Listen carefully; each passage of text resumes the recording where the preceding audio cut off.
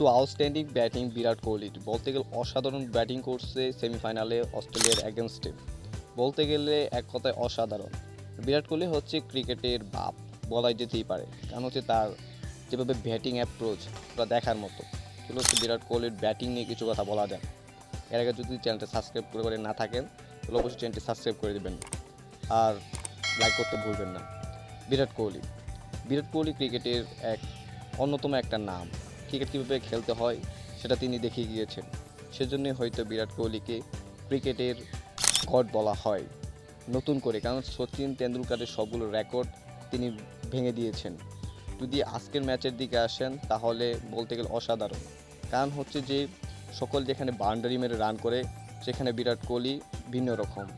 তার বয়স 30+ উপর হয়ে গেলেও তিনি কিন্তু সেই তার অ্যাপ্রোচ, বডি ফিটনেস এবং ফিটনেসের প্রতি সময় গুরুত্ব দিয়ে থাকেন।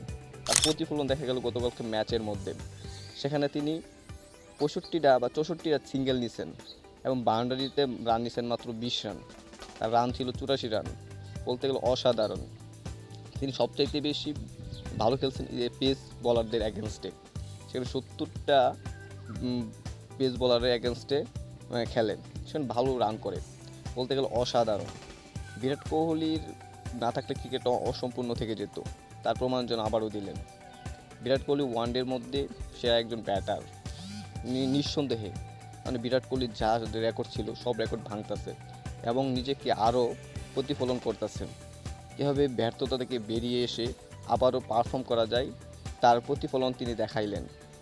বিরাট কোহলি অসাধারণ, বলতে গেলে অসাধারণ, যার কথা না বললেই নয়।